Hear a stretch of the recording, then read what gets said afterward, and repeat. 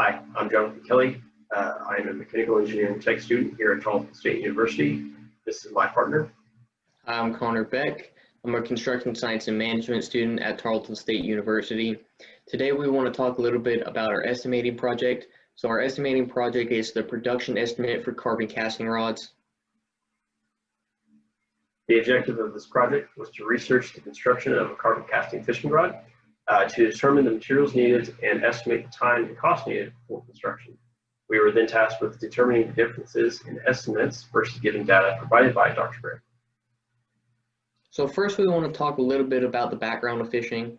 So fishing has been around for thousands and thousands of years, first dating back to ancient Egypt and China, where a person wanted to fish deeper waters. So somebody attached a piece of string to a piece of bamboo or a stick or a piece of wood, and they used a piece of bone from an animal they killed or a mammal in order to function as the hook. This allowed the people to fish deeper bodies of water, and we can tell by these people's eating habits that these people were mainly fishermen who were providing for their families. With the Industrial Revolution coming many, many years down the road, we were able to mass produce fishing rods, making these fishing rods available worldwide to people and allowing fishing to be more of a hobby or a relaxation than a necessity. So starting off, we mainly found online tutorials and assembly guides. And then we found parts through third-party wholesalers because we were assuming that we were trying to find the cheapest parts available for construction. We then assumed extra time for rod construction, given the fact that this was going to be a new company. That we then compared the data given to us by Dr. Gray. So here we have our estimates per one single unit. To be, our material cost estimate is going to be $19.77.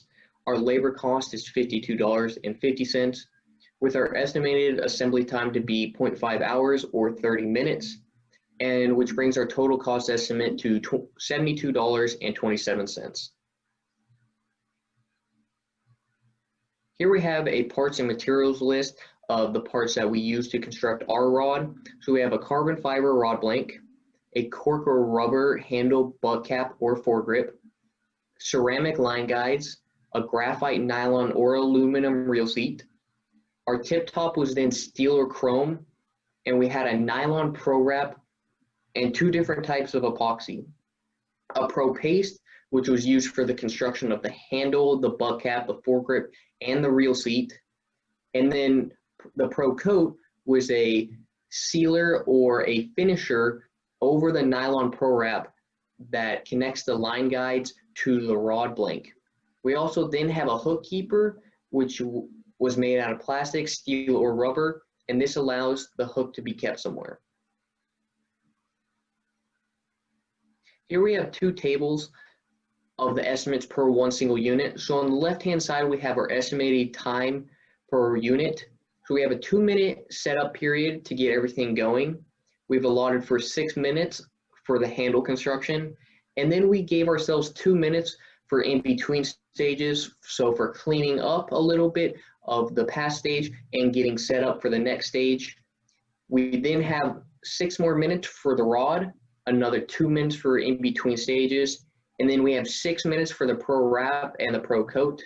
And we have a finish of 5 more minutes for finishing the unit and setting it up to dry for a total of 30 minutes. So we have estimated an 8-hour workday, which comes out to 480 minutes per day.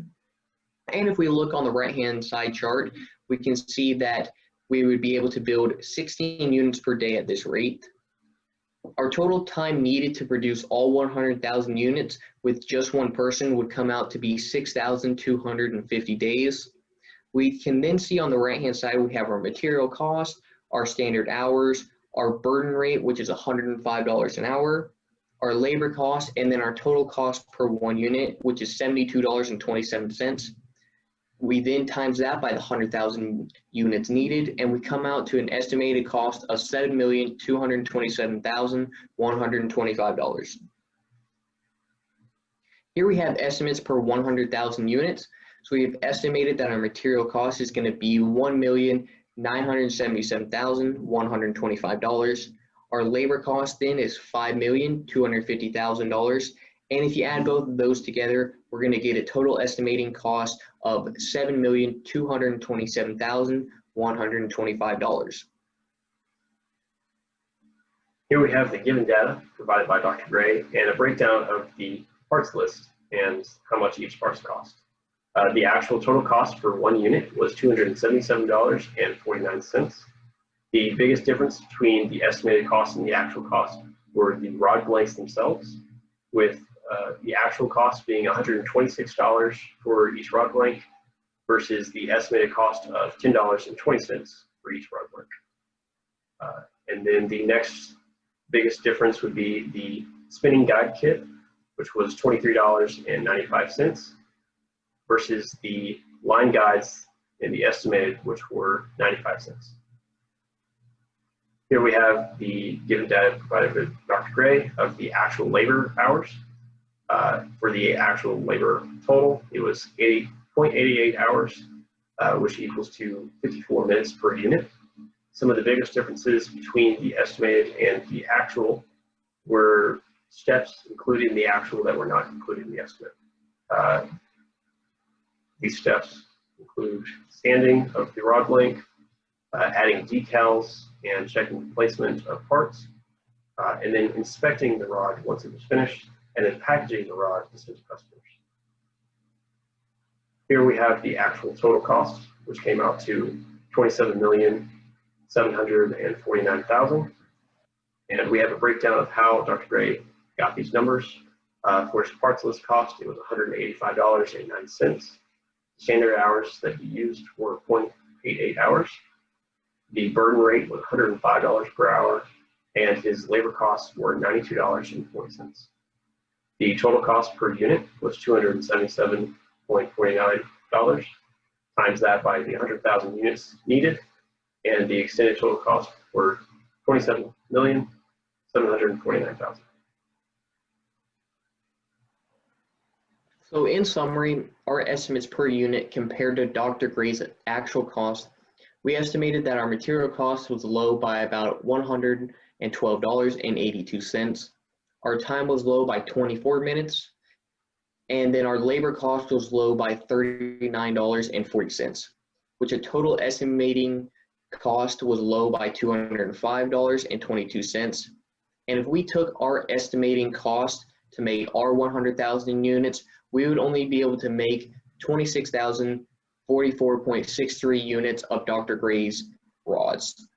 We then estimated that our total estimating cost difference compared to Dr. Gray's actual cost, we were low by approximately $20,522,000.